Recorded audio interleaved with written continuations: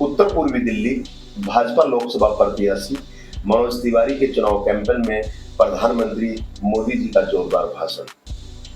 मोदी जी विरोधियों पर जमकर बरसे। मोदी जी ने इंडिया गठबंधन के विषय में कहा है कि यह लोग भ्रष्टाचार खत्म करने आए थे। आज एक भ्रष्टाचारी दूसरे भ्रष्टाचारी को कवर दे रहा। आगे मोदी जी ने कहा, इनका मैनिफेस्टो देखकर ऐसा लगता है जैसे मुस्लिम लीग का मैनिफेस्टो। आप देखिए शुभ भारत न्यूज की एक रिपोर्ट। मोदी और अब सुश्री दिया भारती जी से मैं आग्रह करूंगी, वे आए और अपने हाथों से बनाई गई चादर हमारे जनप्रिय नेता आदरणीय श्री नरेंद्र मोदी जी को अपने हाथों से भेंट करें।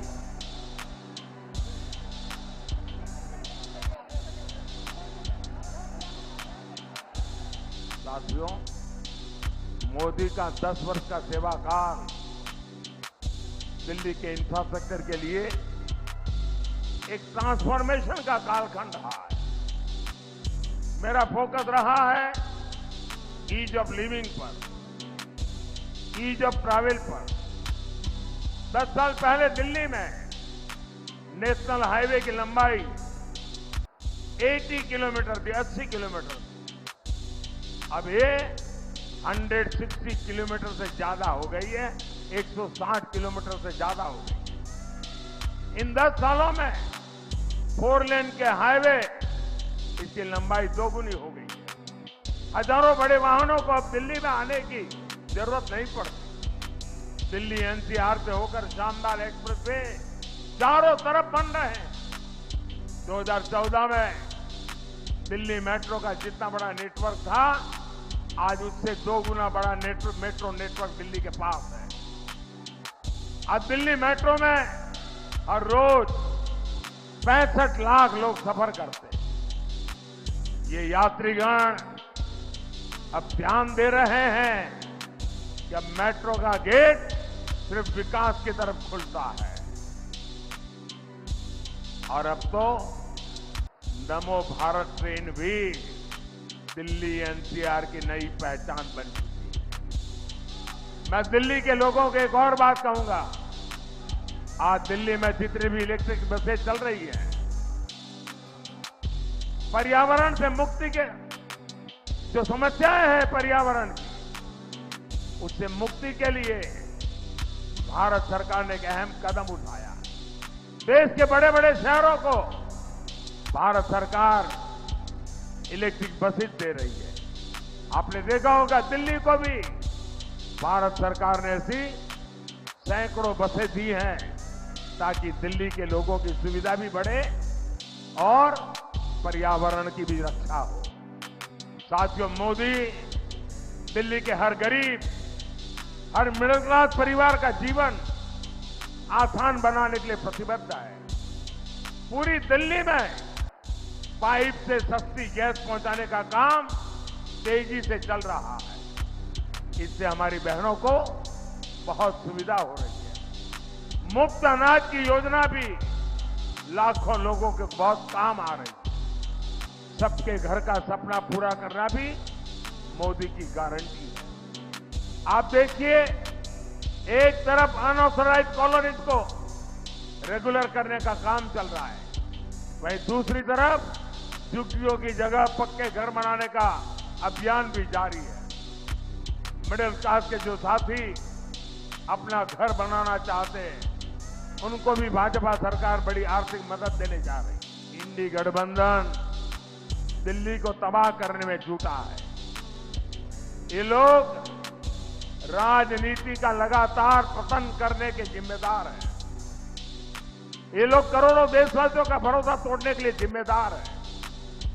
ये लोग दिल्ली को लूटने का कोई मौका नहीं छोड़ रहे। ये लोग भ्रष्टाचार मिटाने के नाम पर आए थे और हजारों करोड़ के घोटाले में जेल के चक्कर लगा रहे हैं।